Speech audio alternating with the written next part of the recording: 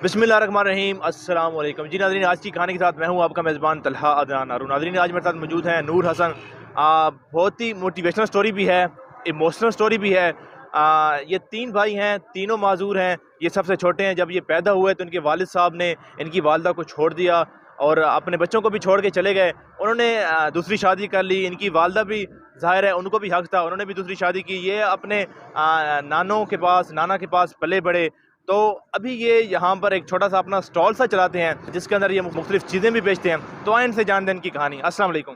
वालेकुम अस्सलाम। अच्छा, कब से आप ये स्टॉल चला रहे हैं? सर ये मुझे 3 से 4 साल हो गए हैं यहाँ पे। अच्छा, 4 साल से स्टॉल चला रहे जी हैं। सर। अच्छा, तो क्या क्या मुश्किलात होती हैं, क्योंकि एक आम आदमी की ज़िंदगी से थोड़ी सी ज़ाहिर है आपकी मुख्तलिफ है, तो क्या क्या मुश्किलात होती हैं आपको? सर हमारे लिए तो मुश्किलात ही मुश्किलात हैं, क्योंकि हमें तो किसी ने सहारा दिया ही नहीं बचपन से ही। उसके बाद आप यहाँ पे हम छोटा सा अपना कारोबार कर रहे हैं, मामूली सा, इसमें गुजारा नहीं हो रहा। इस वक्त जितनी महंगाई है ना, जी। गुजारा नहीं हो रहा। लेकिन क्या करें, करने की मजबूरी है। अगर ये काम ना करेंगे तो कहाँ से हम भीख मांगने लग जाएं, लेकिन वो हम कभी नहीं करेंगे। मर जाएंगे लेकिन किसी के आगे हाथ नहीं करेंगे हम। ये बचपन से हमारा इरादा है और इंशाल्लाह इसी तरह ये इरादा मजबूत रहेगा कि हम भीख नहीं मांगेंगे, अपनी मेहनत करेंगे। जितनी देर तक हम जिंदा हैं इंशाल्लाह मेहनत करते रहेंगे। लेकिन यहाँ पे कुछ ऐसे लोग आते हैं जो हमारी चीज़ें खींच कर भाग जाते हैं। अच्छा। एलडीए वाले आते हैं, वो हमें खड़ा नहीं होने देते। ट्रैफिक पुलिस वाले आते हैं, हाँ जी। वो नहीं खड़ा होने देते। उसकी वजह से मुझे ये एक छोटा सा बोर्ड लगाना पड़ा है हाँ जी। कि सर मैं माजूर हूँ, बराए मेहरबानी मेरी कोई चीज़ खींच कर मत भागें। हाँ जी। ठीक है, इसी तरह वो एलडीए वाले देख लेते हैं कि यार ये लड़का माजूर है, फिर वो थोड़ा सा लिहाज कर लेते हैं। ट्रैफिक पुलिस वाले भी लिहाज कर लेते हैं। अच्छा। लेकिन जब कोई इधर स्पेशल रूट वगैरह लगा हो तो फिर वो कहते हैं भाई यहाँ से साइड पे कर लो। अब अच्छा। उनको नहीं पता कि मुझे कितनी मुश्किल होती है। जब तक मेरा कोई पास नहीं होगा मैं यहाँ से साइड पे नहीं कर सकता। हाँ जी। ये तो इन साथ वाले रेडियो वालों दोस्तों की मेहरबानी है जो मेरा तामन करते हैं, यानी कि अच्छा, चीज़ें मतलब क्लोज आपको वगैरह मुझे बैठाना हो इस बाइक पे तो आसपास के लोग उठा के बिठाते हैं? जी उठा। मैं सारा दिन बाइक पे बैठा रहता हूँ। ये तो अभी आप आए हैं तो, अच्छा। वरना मैं सारा दिन सुबह 7-8 बजे आ जाता हूँ, जी। शाम 7 बजे तक बैठता हूँ और बाइक पे बैठता हूँ सारा दिन। मैं नीचे उतर नहीं सकता खुद। अच्छा।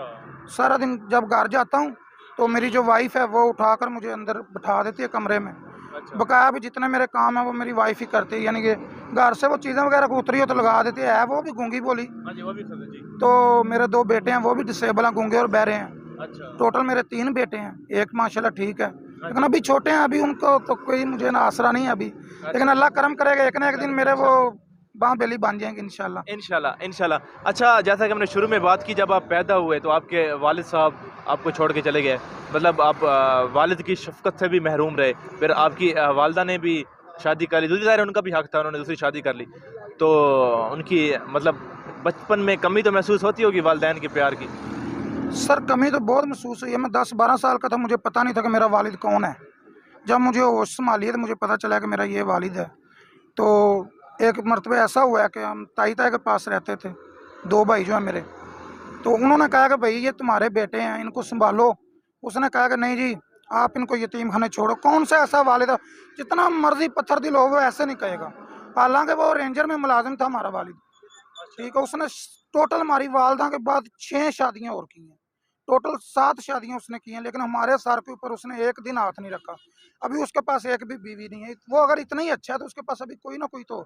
चले हमारी वालदा बुरी थी, उसने छोड़ दिया। हम माजूर थे इस वजह से छोड़ दिया उसने। बकाया जो 6 की थी उनमें से किसी एक को रख लेता, लेकिन अभी उसने हमें अखबार में भी निकलवा दिया है। अभी मुझे हमें कहता है अखबार में आग कर दिया जाता था। आ कर दिया। मैं उसके पास जायदाद तो है नहीं, हमारे दादा ने हमें 7 मरले जगह दी थी। उसकी वजह से उन्हें हमें आग किया कि ये जगह हमें हमसे, यानी कि उसने छीन ली। अब वो जगह का हम हकदार नहीं है, क्योंकि वो पहले वालिद के नाम होनी थी, उसके बाद हमारे नाम होनी थी। हाँ जी। वो तो दादा की मेहरबानी है जो हमें दे गया, लेकिन वो भी उसने छीन ली है। तो उसने आग कर दी है। अब कहता है जी आपने वीडियो में मेरा नाम क्यों लिया कि हमारे वालिद ने आपको छोड़ दिया है। हम उनका नाम ना लें, अगर हमसे कोई पूछे कि आप किसके बेटे हो तो हम क्या कहें कि हमें नहीं पता हमारा वालिद कौन है, लेकिन हमें नाम लेने का तो हक है ना। जी, बिल्कुल। तो वो अगर ये भी हक हमसे छीनना चाहता है तो छीन सकता है। कभी कहता है जी आप उधर होते हो, बड़े भाई को धमकी दे रहा है। वो बड़ा भाई जो है ना मेरा, वो बिल्कुल डिसेबल है। मैं तो फिर भी बेहतर हूँ ना, वो व्हील चेयर पर बैठता है। उसको कहता है कि जी मैं आऊँगा, आपको व्हील चेयर से खींच कर नीचे मारूंगा, आपको मार दूंगा, ये कर दूंगा, वो कर क्यों यार हमारे साथ ऐसा कर रहे हैं, हमें किस बात की सजा दे रहे हैं। अच्छा, मतलब आपके वालिद साहब अभी भी आपको कबूल नहीं करना चाहते? अभी क्या, अभी तो उन्होंने मुकम्मल खाते ही खत्म कर दिया जब आग कर दिया है तो। हाँ जी। लेकिन अब हमें आग करने के बावजूद भी हमारा पीछा नहीं छोड़ रहे, वो हमें परेशान कर रहे हैं। लेकिन इसकी मुझे कोई समझ नहीं आ रही। अभी रात को मैंने दादी से बात की है, मैंने रो रो कर दादी से बताया कि इस तरह अब्बू को ना करे। अब उसने हमें छोड़ भी दिया, बचपन से हमारे सर पे हाथ नहीं रखा, उसके बाद अब आँख भी काट दिया, लेकिन अब हमें ना परेशान करें, हम अपने बच्चों की रोज़ी कमा रहे हैं, हमें कमाने दें। हमारे सर पे एक दिन हमारे वालिद ने हाथ नहीं रखा, हमारी खातर किसी जगह पर भी 1 रुपया का भी वो हकदार नहीं है, कह नहीं सकता कि मैंने आपकी खातर 1 रुपया भी लगाया किसी जगह पे भी। तो अब हमें जीने का तो हक दे देना, या फिर इससे बेहतर हमें मार दे, फिर हमें पता चलेगा कि ठीक है जी हम मुसलमान हैं। तो हमारे मुस्लिम ममालिक में ऐसे ही होता है कि जो माजूर आदमी है, जिनका हक है, उनके साथ हमेशा ज्यादती होती है, उनकी आवाज़ कोई नहीं बनता। इतने दिन हो गए मुझे इंटरव्यू दिए हुए, आज तक अभी किसी ऑफिसर ने मेरे साथ रब्ता नहीं किया कि यार आप डिसेबल हो, आप ये मेरा नंबर रख लो, अगर आपको कोई तंग करे मेरे साथ रब्ता करो, मैं उनको समझा दूंगा, आपको कोई तंग नहीं करेगा। लेकिन आज तक मेरे साथ ऐसा कोई वाक़या नहीं, अभी तक किसी ने रब्ता नहीं किया। हाँ, एक मैं बात ज़रूर कहूँ, अगर यहाँ पे कोई लड़की होती ना, तो आज उसके पास से लेने लगी होनी थी। यह हमारी किस्मत माड़ी है। ठीक है, हम माजूर हैं, जो भी हैं, अल्लाह का शुक्र है, हम किसी का आगे हाथ नहीं फैला रहे, ना ही हम किसी को कह रहे हैं कि मैं दूँ। हम तो अपना राइट मांग रहे हैं भाई कि हमें अपना काम करने दो बस। अच्छा, चलें, फिर भी आपने हिम्मत नहीं आ रही, आपके वालिद साहब ने बचपन में ही आपको छोड़ दिया, फिर आप जवान हुए माशाल्लाह, अब अपनी रोज़ी कमा रहे हैं। तो यहाँ पर हमने मुश्किलात की बात की, तो लोग भी तंग करते हैं, कभी कोई उठा के यहाँ से भागा हो कोई चीज़? सर ऐसे लोग तो हमारे पास बहुत आते हैं, जब रास्ते में जा रहे होते हैं बाइक से ऐड पे लगाते हैं, कोई ना कोई चीज़ छीन लेते हैं। अभी मेरा जो बड़ा भाई है, हम तीनों भाई यही काम करते हैं ना। पिछले दिनों की बात है, वो जा रहा था घर, थोड़ा सा अंधेरा हो गया था, तकरीबन 6-7 बजे का टाइम था। कस्टमर ने उसको रोका है, तो कहता है यार मैंने ना ग्लासेस लेनी है। 2 लड़के थे बाइक के ऊपर, तो भाई ने कहा भाई पसंद कर लें आप, तो ले लें। कहता है 1000 रुपया है, आपके पास चेंज है? तो भाई ने कहा मैं देखता हूँ।